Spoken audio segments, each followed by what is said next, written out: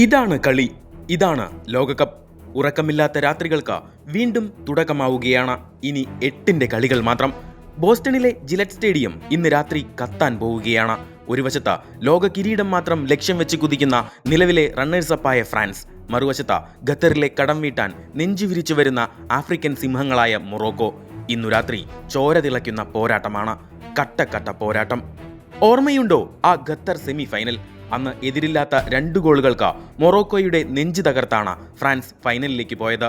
പക്ഷേ കാലം കാത്തുവെച്ച കാവ്യനീതി നോക്കൂ. 4 വർഷങ്ങൾക്കിപ്പുറം ഇതാ അതേ മൊറോക്കോ ക്വാർട്ടർ ഫൈനലിൽ ഫ്രാൻസിന് മുന്നിൽ വന്ന് നിൽക്കുന്നു. നെതർലാൻഡ്സ് ഉൾപ്പെടെയുള്ള വമ്പന്മാരെ മുട്ടുകുത്തിച്ച ചോരയും നീരും നൽകി പൊരുതി കയറിയാണ് ആഫ്രിക്കൻ കരുത്തു വരുന്നത്.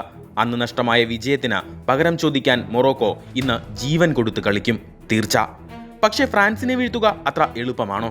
7 ഗോളുകളുമായി ടൂർണമെന്റിലെ ഏറ്റവും വലിയ വേട്ടക്കാരനായി നിൽക്കുന്ന കിലിയൻ എംബാപ്പെ, കൂട്ടിന് ഈ ലോകകപ്പിൽ ഇതിനകം ഹാട്രിക് അടിച്ചുകൂട്ടിയ ഉസ്മാൻ ഡെംബെലെ, മൈതാനത്ത് കളിമനയുന്ന മിഡ്ഫീൽഡ് മാന്ത്രികൻ മൈക്കൽ ഒലൈസെ. എന്തൊരു ടീമാണിത്! ബെഞ്ചിലിരിക്കുന്നവർ പോലും കളി മാറ്റാൻ കെൽപ്പുള്ള പ്രതിഭകൾ. ചൗമേനിയുടെ പരിക്കും പരാഗ്വയ്ക്കെതിരെ കളിച്ചതിന്റെ ക്ഷീണവും മാത്രമാണ് ഫ്രാൻസിന് ചെറിയൊരു ആശങ്ക നൽകുന്നത്. എന്നാൽ മൊറോക്കോയെ ഒന്ന് വില കുറച്ച് കാണാൻ ഫ്രഞ്ച് പടയ്ക്ക് കഴിയില്ല. ഇസ്മായിൽ സെയ്ബാരി പരിക്കേറ്റ് പുറത്തായത് തിരിച്ചടിയാണെങ്കിലും അവരുടെ ആ ബോക്സ് ടു ബോക്സ് അതിവേഗ കൗണ്ടർ അറ്റാക്കിംഗ് ശൈലിയുണ്ടല്ലോ, അത് ഫ്രഞ്ച് കോട്ടയെ വിറപ്പിക്കാൻ പോന്നതാണ്. ഒടുക്കം വരെ പോരാടുന്ന ആ ആഫ്രിക്കൻ വീര്യം ഇന്ന് ബോസ്റ്റണിൽ വിസ്മയം തീർക്കും.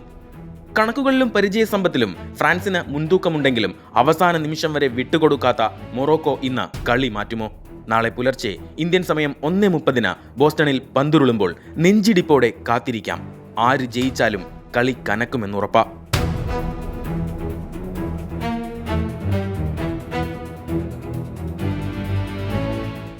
സ്പോർട്സ് ഡെസ്ക്, തനിനിറം.